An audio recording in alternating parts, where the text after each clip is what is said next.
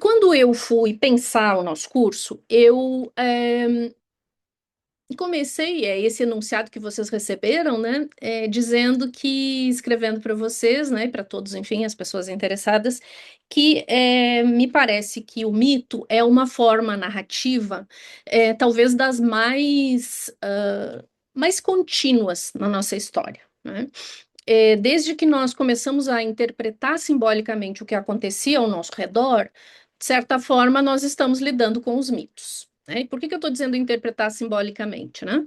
Porque não se trata apenas de descrever o que acontece, mas atribuir significado àquilo que nos acontece enquanto seres humanos. Né? Então, quando nós olhamos o céu e tentamos imaginar como é que, enfim, né, é possível que o céu exista, como é que o céu passou a existir e atribuir a isso um significado, né, que oscila entre o mistério, né, aquilo que a gente chamaria de não, que é metafísico, ou seja, que está para além do que pode ser visto, tocado, etc., né, daquilo que é físico e daquilo que de alguma maneira expressa as nossas crenças, as nossas angústias, etc. Então, um sentido muito inicial, digamos assim, é o sentido de narrativas, né? Os mitos, eles são narrativas que nós, os seres humanos, viemos construindo de acordo com as nossas respectivas experiências, desde que começamos a contar histórias.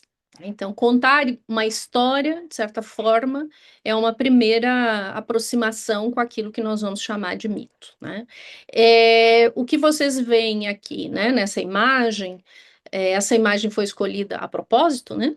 Exatamente para mostrar isso, né? Para fazer a gente refletir sobre as dimensões culturais do mito. Né? Ou seja, o mito é algo que se transmite geracionalmente, o mito é algo que atribui significado, de modo que quando a gente vê alguém, né, mais velho conversando com alguém mais jovem, como é na nossa imagem, e eventualmente, né, mostrando ou entregando uma caixa, se vocês quiserem pensar nisso, você pode recontar essa história com o mito de Pandora, né? A caixa da qual saíram todos os males da humanidade. Isso, em algumas versões, né? Nós, as mulheres, somos exatamente culpadas por isso, né? Porque fomos, né? Foi Pandora que afinal abriu, né?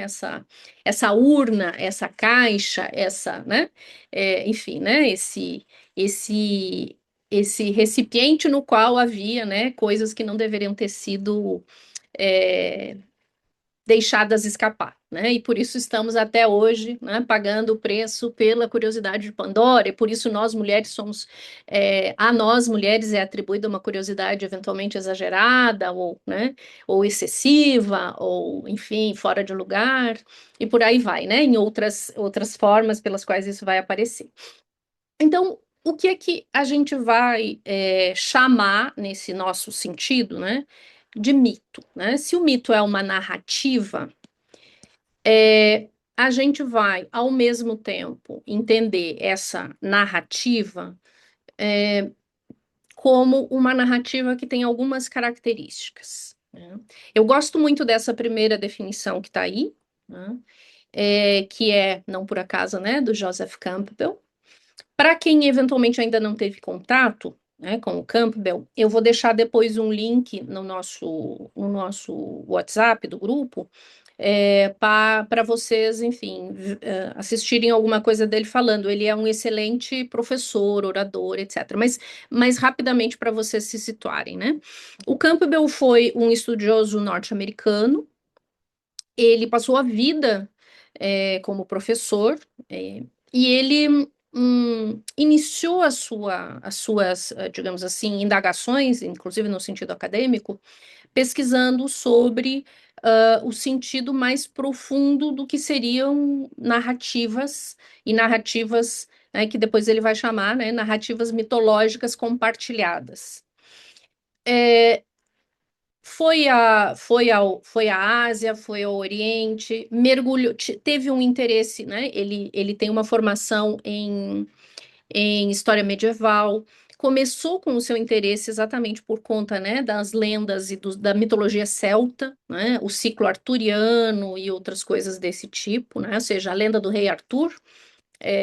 e outros textos desse tipo, e foi ampliando o seu interesse, né? Foi ampliando para outras formas, digamos assim, culturais, né, mitológicas, e vai então propor alguns conceitos com base nessa sua experiência. Escreveu muito, publicou muito e, sobretudo, deu muita aula, muitas entrevistas, tem muita coisa interessante dele no YouTube. Algumas têm legenda, outras não, né? O que às vezes atrapalha um pouco. Tem muita coisa dele já traduzida também para o português. E muitas coisas dele foram traduzidas porque há essa conexão com os estudos na psicanálise, né? Então, por exemplo, quem estuda, né, psicanálise, que sobretudo é, algumas perspectivas freudianas e lacanianas se interessa, né, por mitos, então eventualmente recorre a algumas coisas do Campbell, mas os mais interessados nele não são necessariamente os psicanalistas, mas são os junguianos. Porque o próprio Campbell vai dizer que quando ele entrou em contato com a obra do Carl Jung, é que ele teve alguns insights que o levaram, então, a propor essa ideia de mitologia comparada. E em razão disso, como a gente vai ver, a chave de leitura que o Campbell vai usar para falar de mitologia sempre vai ter a ver com essa dimensão sociológica dos humanos, né? Ou seja, como é que os mitos estruturam a nossa experiência, o que é viver de acordo com, ele vai dizer, inclusive, né, essa ideia do herói de mil faces, vai levá-lo à ideia de jornada do herói e vai levá-lo à ideia de que nessa jornada do herói existe uma expressão da nossa busca, nossa, né, dos humanos, por significados na sua vida. E tem algumas reflexões interessantes também para quem se interessa sobre isso, sobre a perda, né, a nossa perda de acesso ao maravilhoso, ao fantástico, que aconteceu com a modernidade, com o fato de que, de alguma forma, né, nós dessacralizamos o mundo e tornamos o mundo todo ele supostamente explicável por meio de conceitos que são muito, né, descritivos, as coisas são assim, porque existe uma relação de causa e efeito, etc, né? É, isso a gente também pode voltar se vocês quiserem. Então, o que eu trouxe aqui são 4 ideias que eu acho que são importantes discutir, né? A primeira delas essa ideia, né, de que os mitos, né, são metáforas, e essas metáforas, elas têm a ver com a nossa relação com a vida, ou seja, né, como é que nós enxergamos os temas mais complexos da vida, né? O nascimento, a morte, o sofrimento, como é que a gente é capaz de dar sentido a essas experiências? As coisas que nos parecem, digamos assim, inexplicáveis num certo sentido, né? Elas vão, com muita frequência, ser explicadas metaforicamente, e o mito tem a ver com essa dimensão do comportamento humano, né? Que é atribuir significados e construir símbolos. Expressam aspectos da nossa psicologia como humanos, ou seja, tanto o Campbell quanto o Jung vão chegar, né, à afirmação de que elas expressam, né, os mitos, eles expressam experiências que são passadas de geração a geração, e que expressam algo que, digamos assim, seria quase como se nós pudéssemos pensar como inato do humano.